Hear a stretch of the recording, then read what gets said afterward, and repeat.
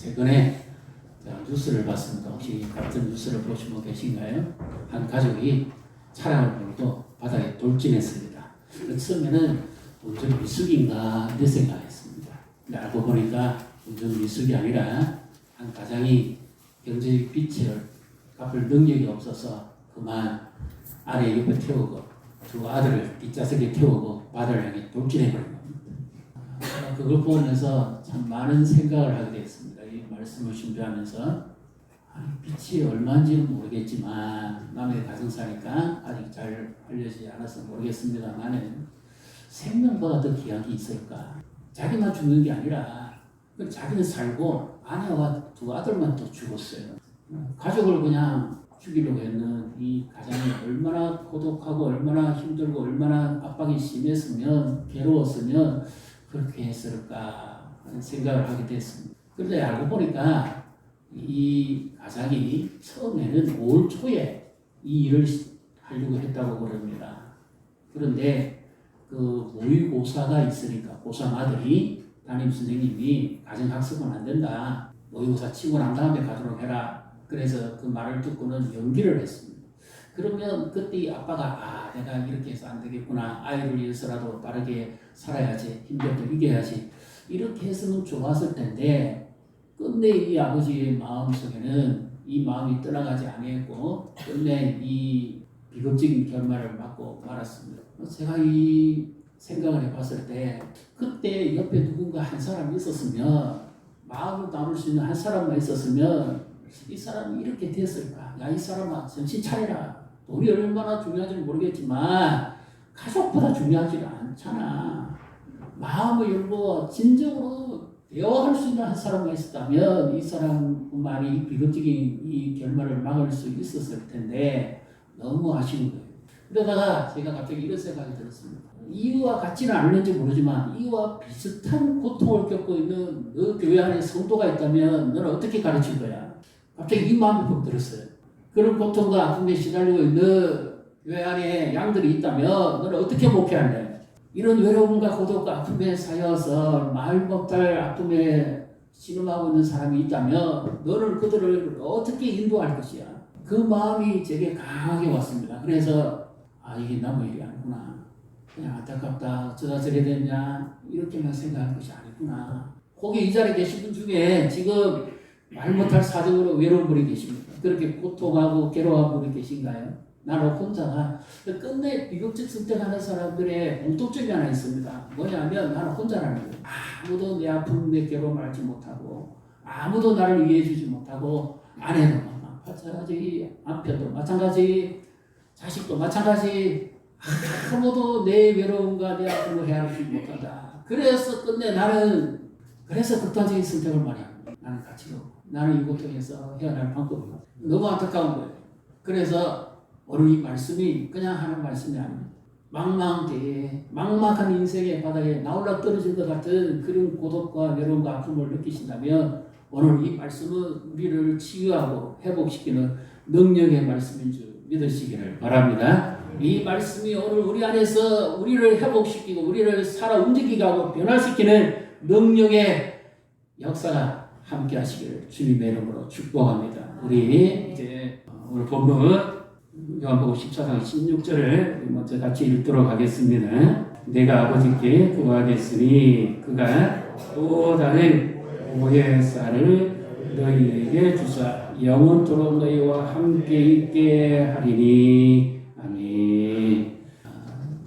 예수님이 지금 여기서 내가 또 다른 보혜사를 너희에게 보내주시겠다 그렇게 말씀하시죠. 예수님이 이 땅에 보혜사로 오셨습니다. 보혜사는 은혜를 더해 주시는 분이죠. 죄로 말미암아 주 우리에게 은혜를 주셔서 복음을 받아들이고 예수님을 구주로 믿고 구원받게 하고 하나님의 자녀의 어lum을 얻게 하시고 이것이 예수님 오신 사명의 목적이죠. 그런데 예수님께서 지금 또 다르라는 말은 본질은 같은데 사역적 특성만 다른 분. 그래서 예수님과 똑같은 분인데 사역의 특성이 다릅니다. 예수님을 구원하시기 오신 분이고 성령님은 예수님이 보내셔서 오셨는데 예수님을 더 우리에게 분명히 알고 믿고 굳게 서도록 하시기 위해서 오신 분이다. 이렇게 말씀을 하십니다. 그래서 예수님은 눈에 보이는 육체를 입고 오신 하나님이고 성령님은 눈에 보이지 않는 영으로 오신 하나님이다. 이것이 특징입니다. 우리가 눈에 보이지 않지만 실제로 존재하는 게 있죠. 뭡니까? 공기입니다. 공기는 눈에 안 보이죠. 그러나 공기가 없으면 죽습니다. 생명이 살지를 못해요. 화성이나 금성이나 왜 그럴까요? 공기가 없어요. 예수님은 육체를 입으신 하나님이에요. 눈으로 봤어요. 그런데 성령님은 영으로 오셨는데 눈에 보이지 않는 분이에요. 그럼 안 계신 분이 아니죠? 계시지요. 똑같지요. 예수님이 내 눈에 보이는 것처럼 성령님은 영으로 계시지만 계신 분이에요. 그래서 예수님이 막연히 존재를 인정하라는 말이 아닙니다. 이 말은 너희와 함께 거하신다는 말은 보조를 같이 맞추는 분이다. 움직이는 분이다. 행동을 같이 하는 분입니다. 그러면 결론은 예수님은 성령님을 이 보혜사를 한마디로 어떤 분이라고 그럽니까? 살아계신 하나님으로 말씀합니다. 그분이 이제 이 보혜사, 이 원어의 의미가 이런 의미입니다. 부름을 받고 내 곁에 계신 분이라는 뜻입니다. 내 곁에 누가 계십니까? 아무도, 그 가장이 아무도 없고 외로워서 그랬던 겁니다. 내 곁에 계신 분. 만약 우리가 예수님 믿는데 내 안에 내 곁에 계신 분, 그분이 만약 예수를 믿었으면 그러지 않았겠죠. 내 곁에 계신 분. 나와 보조를 같이 맞춰주시는 분. 내 인생에 그런 걸 함께 걷는 분. 나와 동행하시는 분. 살아계신 분 믿으시기를 바랍니다. 내 눈에는 안 보이지만 그분은 지금도 계셔요. 우리가 예배할 때 하나님 임재하옵소서 그랬잖아요. 그분은 지금도 살아계신 분이에요. 막연한 존재가 아닙니다. 제가 옛날에 읽었던 책 중에요. 책 제목이 너무 특이해서 지금도 기억합니다. 어떤 내용인가 하면 우리는 성령을 장식품으로 받지 않았습니다 하는 책 제목입니다. 그 책이 참 특이했어요. 그래서 내용을 읽어보면 성령을 우리는 장식품으로 생각합니다. 장식품 뭐죠? 진열자리, 내가 받았던 상패, 트로피, 상자, 그 다음에 또 뭐 좋아하는 수서, 애장품, 또 어떤 분은 또 보고 알코올 뭐 이렇게 진열해 놓잖아요. 그거 보고는 아 있네. 성령을 마치 장식품으로 둡니다. 한 번씩 확인해 보고 아 있네. 이렇게 우리가 성령에 대해서 인정하고 행동할 때가 많다고 말이죠. 성령은 결코 장식품이 아닙니다. 화려한 것을 드러내기 위해서 아 있구나. 내 신앙이 이렇게 있구나. 그런 분이 아니라 살아계셔서 나와 보조를 같이 하고 내 삶을 인도하십니다. 이제 어디로 인도하실까요? 어디로? 17절입니다. 17절, 18절 오늘 같이 있습니다. 그는 진리의 영이라 세상의 능히 그를 받지 못하나니 이는 그를 보지도 못하고 알지도 못함이라. 그러나 너희는 그를 아나니 그는 너희와 함께 거하시며 또 너희 속에 계시겠습니다. 내가 너희를 노아와 같이 버려두지 아니하고 너희에게로 오리라. 아멘. 성령은 특징이 영인데 진리의 영입니다. 우리를 진리 가운데로 인도하십니다. 예수님 내가 곧 길이요 진리요 생명이니 나로 말미암지 않고는 아버지께로 올 자가 없다고 그랬죠. 그래서 예수님을 믿어야만 하나님을 압니다. 이와 같이 성령이 도와주셔야만 우리는 예수님을 더 분명히 믿고 의지할 수가 있습니다. 성령이 아니고서는 아무도 예수를 주시라 할 자가 없다고 그랬죠. 고백뿐만 아니라 예수님을 더 잘 믿도록 하시는 분이 누구냐? 성령이십니다. 내 곁에서 그분이 도와주십니다. 그분이 하는 역할이 뭐죠? 돕는 자, 헬프, 위로자, 카운셀러, 상담자, 또는 우리의 억울함을 풀어주는 변호사. 이 모든 역할을 성령이 하십니다. 내 곁에서, 멀리 하늘에서가 아니고요. 막연한 존재가 아닙니다. 장식용이 아닙니다. 내 곁에서 나와 함께 살아서 보조를 맞추고 나의 그런 걸 인도하십니다. 어디는 진리 안으로. 믿습니까? 성령을 막연히 능력이라고만 생각하면 안 됩니다. 옛날에 우리 어렸을 때 저희 잠시 심심할 때 우리를 저렇게 했던 만화 영화 있잖아요. 만화 영화는 로버트 태권브이 아니면 뭐 마징가세 이 가운데 가사를 제가 지금도 기억합니다. 어디선가 누구의 무슨 일이 생기면 이 나타납니다. 무쇠발 무쇠다리 맞죠? 예. 그리고는 끝납니다. 이 성령을 능력으로만 생각하면 안 돼요. 인격입니다. 아니 인격이 아니라 더 정확하게 말하면 신격입니다. 있습니까? 능력은 왼쪽으로만 드러나는 거예요. 능력이 인격이 없으면 무슨 무기가 됩니다. 사이비 이단 교수를 보십시오. 자기가 신이라고 그러죠. 어떻게 해요? 외적으로 말해. 심지어 성령을 자기가 재림 예수고 나는 감남함으로 그랬어. 진리 안으로 인도하느냐 아니냐 이것이 중요합니다. 능력이 얼마나 나타나느냐 이거는 두 번째예요. 힌두교의 이 고선들은요 놀라운 기적을 일으킵니다. 능력 면에서 그들을 따라갈 자가 없습니다. 그런데 진리는 아니죠. 진리냐 아니냐 살아있는 인격으로서 진리냐 아니냐입니다. 그래서 우리를 말씀 가운데 인도해 예배하는 중에 성령은 영과 진리로 예배하는 자를 찾으시는 줄 믿으시기를 바랍니다. 진리 안으로 인도합니다. 예수님 누군지를 우리에게 깨닫게 합니다. 그리고 제가 뭔지를 알게 합니다. 그리고 예수님을 믿으면 변화가 일어납니다. 옛날에는 제주도 모르고 제주고 살았는데 예수 믿고 나니까 제일 먼저 거룩함이 뭔지 알게 합니다. 하나님이 어떤 분인지 알게 합니다. 죄를 멀리하게 합니다. 아 이것도 죄였구나 돌이키게 합니다. 아 이것도 죄였네 돌이키게 합니다. 죄밖에 지은 게 없습니다. 회개합니다. 하나님을 모를 때는 내 주먹이 법입니다. 내 마음대로 살았습니다. 그런데 하나님을 알고 나니까 그렇게 하지 않아요. 나를 진리 가운데로 인도합니다. 아 이것이 하나님이 기뻐하시는 거였구나. 아 이것이 하나님이 기뻐하시지 않는 거였구나. 그럼 내 행동을 바꿔야 돼요. 예수님만 따라가야 돼요. 진리 가운데로 인도합니다. 갈등이 생기는 때 선택이 있을 때 진리 가운데로 인도합니다. 누구든지 후히 주시고 부시지 않으시는 하나님께 아니라 지혜를 구해야 돼요. 성령은 우리에게 지혜를 주십니다. 성령은 살아계신 분이고 나를 돕는 분이고 나와 보조를 같이 하는 분이다. 장식용이 결코 아닙니다. 그래서 제가요 최근에 제 그 일체형 노트북이 있습니다. 모니터가 본체가 붙은 거 그걸로 쓰다가 갑자기 키보드가 아웃되고 무슨 마우스가 스톱이 되버리는 거예요. 배터리가 빠졌는데 배터리를 아무리 갈아줘도 안 돼요. 그래서 어쩔 수 없이 이제 새 제품을 구입하기 위해서 그 대리점에 가서 이제 일련 번호를 가르쳐주고 똑같은 걸 사왔습니다. 그래서 이제 연결해서 해보는데 작동이 안 돼. 이게 어찌 이런 일이 있을 수 있냐. 당황해가지고 일도 많은데. 그래서 급히 이제 이게 안 되니까 유선 마우스를 가져와서 꼽아봤습니다. 되는 거예요. 그럼 무엇이 차이죠? 그래서 제가 이럴 수가 있는. 아니 이거 내가 새로 구입했는데 이게 안 된다고. 그랬죠. 그러니까 모두 말하면 저쪽 AS 센터 가보세요. 그 AS 센터 가서 접수를 했습니다. 그리고는 조금 기다리니까 기사가 이런 말을 합니다. 선생님이 처음 제품을 구입했을 때는 모든 일체형에 작업이 되어 있었습니다. 페어링이라는 거죠. 연결시키는 거. 그런데 선생님이 본체는 안 가져오시고 마우스와 키보드만 들고 와서 이거를 연결이 안 된다 그러니까 이 페어링이 안 돼 있어요. 이 작업을 해야 됩니다. 무식이 탈로 나타나요.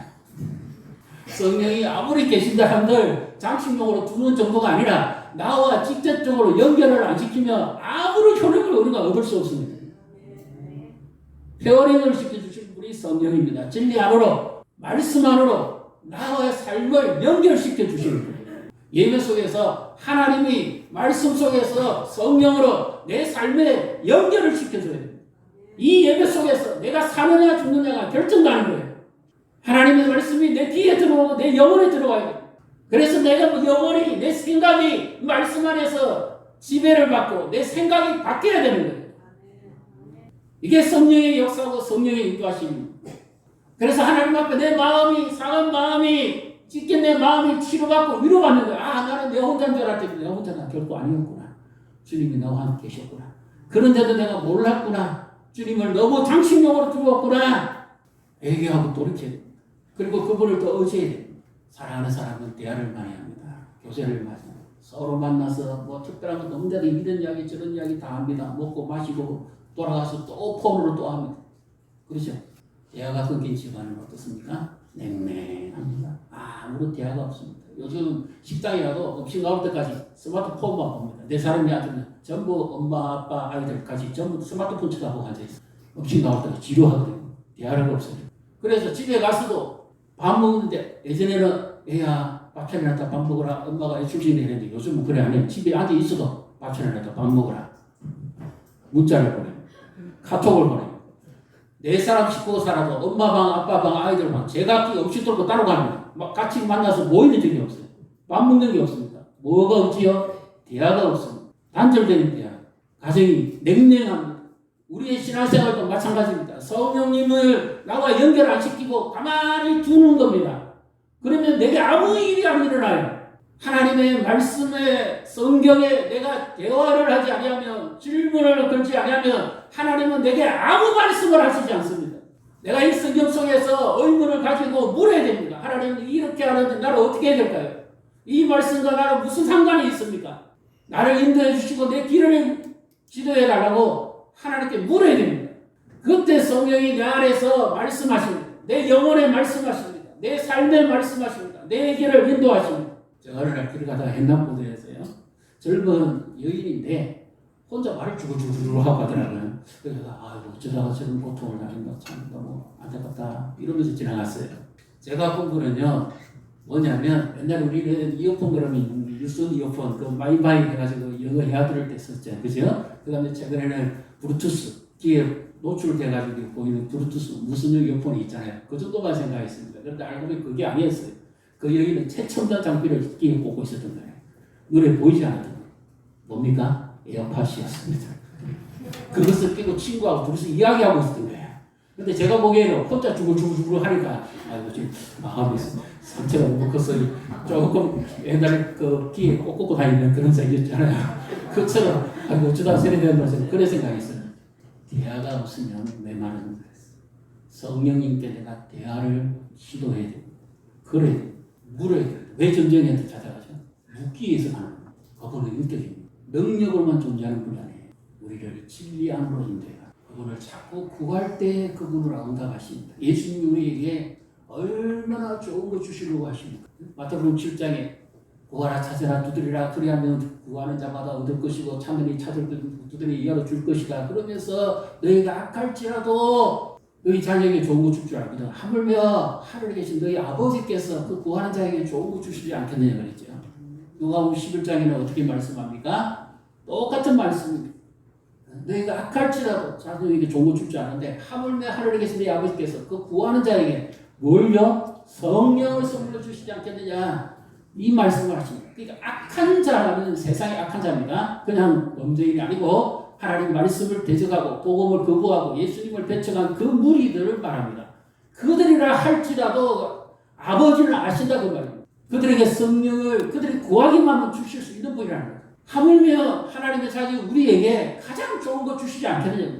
근데 지금 예수님이 이 말씀을 하시는 배경은요 굉장히 어둡습니다. 제자들 입장에서는 받아들이기 힘든데 왜 육체를 위해서 예수님이 떠나신다? 십자가에서 죽으실 뿐만 아니라 떠나겠다고 합니다. 이해가 됩니까? 제자들 입장에서 같이 계셔야죠. 눈에 보여야죠.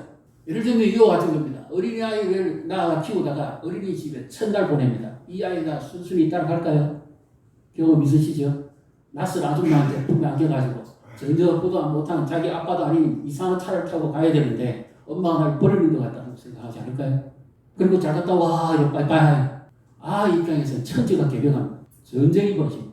한 번도 엄마를 떠나본 적이 없는데 엄마를 웃으면서 이렇게 갔다 와 이러는데 이해가 되겠어요? 제자들 입장이 꼭 그와 같습니다. 어쩔 수 없이 아빠가 외국이나 돈 벌어올 수밖에 없는 입장이 됐습니다. 그래서 아빠가 가면서 아이에게 이런 말을 하면서 아빠가 가서 돈 많이 벌어서 용돈 많이 줄게. 엄마 말씀 잘 듣고 건강히 잘 지내라. 아이가 그걸 고맙게 여기겠습니까? 차라리 아빠가 외국 안 나가고 국내에서 일하고 같이 사는 게 낫죠. 아빠 없이 지내는 동안에 얼마나 고독하고 얼마나 외롭겠습니까? 얼마나 답답하겠어요. 친구들에게 아빠와 같이 지내는 거 보면 얼마나 부럽겠습니까? 그 고독함을 어떻게 다 감당하겠어요? 근데 예수님이 지금 꼭 그와 같은 거예요. 나 이제 간다. 예수님이 제자들에게 땅 한 표 안 남깁니다. 집 한 채 안 주십니다. 내가 간다. 미련도 없이 후회도 없이 바이바이 하고 그냥 가십니다. 약속을 주시죠. 뭡니까? 성령을 보내겠다. 학교에 가면 과목별 선생님이, 담임 선생님이 있지요. 우리의 생활을 지도하고 교육을 지도하는. 그것으로 부족하니까 어떻게 합니까? 학원에 가면 학원의 선생님이 있습니다. 개인 지도하는 선생님이 있습니다. 맞지요? 나를 보충하기 위해서. 실력을. 이처럼 성령님은 예수님을 나에게 똑같이 믿게 하실 뿐만 아니라 더 잘 믿고 예수님 닮아가고 능력 있는 그리스도인의 삶을 살아갈 수 있도록 도우시기 위해서 오신 분입니다. 이분을 우리가 어떻게 해요? 인격입니다. 물건이 아니잖아요. 물체가 아니잖아요. 능력입니다. 물 받으라! 물체입니다. 성령 받으라! 성경이 물체인데 같이 던지게 인격입니다. 더 정확하게 말하면 신격입니다. 요한복음을 처음 해석할 때 우리나라 초창기 기독교에요. 어떤 분이 이 표현을 이렇게 했습니다. 신이 내 안에 거하신다. 세상 어느 종교도 신이 자기 안에 가는 종교 없습니다. 그 신격이 내 안에 계십니다. 그래서 우리는 신의 작품입니다. 신의 사람들입니다. 옆에 분 보시고 축복하십시다. 당신은 혼자가 아닙니다. 신의 사람입니다.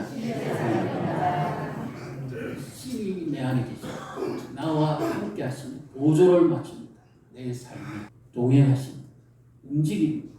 인도합니다. 보호합니다. 보호하십니다. 다만 뭡니까? 대화가 있어요.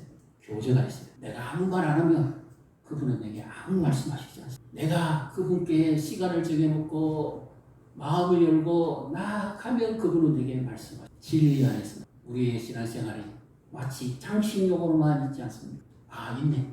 내 신앙생활 얼마나 그렇지. 그렇지. 내 화려함. 이름만 들리는 신앙. 성령에 대해서 그렇게 하지 않습니다. 아, 성령이 계시네. 그렇지. 예수님이 좋은 분 보내주셨지. 그러나 뭐예요? 페어링이 안 돼요. 연결이 안 돼요. 나 혼자서만 일하고, 나 혼자서만 움직이고, 나 혼자서만 바쁘고, 나 혼자서만 힘들고, 성령이 주시는 힘을 전혀 도움을 받지 않는 그런 분을 하게 됐어요. 어린아이가요, 학교에서 숙제를 해서 그림 그리기 숙제를 합니다. 근데 자기 나름대로는 뭔가 열심히 생각하고 그림을 그리는데 알고 보니 나중에 어떻게 된 판인지 엉망이 돼버렸어요. 울고불고 난리가 났습니다. 그래서 아빠가 놀래가지고 아이에게 가서 말합니다. 얘야 무슨 일이니? 그러니까 아, 그림 그리는 숙제를 했는데 그림을 그리다가 오히려 엉망이 돼버려요. 울고불고 속상해서 때를 쓰고 웁니다. 아빠가 오늘 기가 찹니다. 정말 아이 입장에서 어디서부터 손대야 될지 모를 정도로 엉망입니다. 여기는 시커멓고 여기는 엉망이구나. 균형도 없고 도무지 이거는 작품이라고 할 수가 없습니다. 근데 아빠가 보더니 아이 손을 잡고 자 이렇게 해보자. 시커멓게 눈물 범벅이 되어 있는 거기에다가 아빠 손이 싹 가니까 멋진 바위가 그려집니다. 엉망으로 되어 있는 거기에 아빠 손이 가니까 하늘이 빛이 납니다.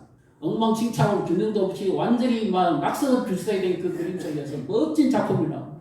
내 손으로, 내 힘으로, 내 노력으로만 열심히 하면 어찌 보면 인생은 엉망이 될 수가 있습니다. 성령의 주신 힘과 능력의 힘으로 살면 멋진 글작품이 나올 수 있습니다. 나는 누구 힘으로 자고 삽니까? 누구를 가까이 하고 사랑하는 사람, 담습니다. 좋아합니다. 자주 찾습니다. 사랑하는데 가만히 둔다고요? 옆에 보시고 축복하십시오. 당신은 하나님의 글작품입니다. 우리는 하나님의 글작품. 내 힘으로 하면 엉망작품밖에 안 봅니다. 내 인생이, 내 그림자 하나님의 손에 잡히면 멋진 글작품이 될 수가 있습니다. 주저앉지 마시고 낙마하지 마십시오. 내 곁에 누가 계십니까? 공기를 생각하십시오. 공기 안 마시면 죽습니다. 성령이 나를 안 도우시면 아무 힘이 없습니다. 그분께 말을 걸어야 돼요. 대화해야 돼요. 물어야 돼요. 어떻게 하면 되겠어요? 구해야 돼요. 가정의 문제를, 자녀 문제를, 직장 문제를, 영적 문제를 그럴 때 그분이 우리를 진리 안에서 깨닫게 하고 우리의 삶을 회복시킬 줄 믿으시기를 주님의 이름으로 축복합니다.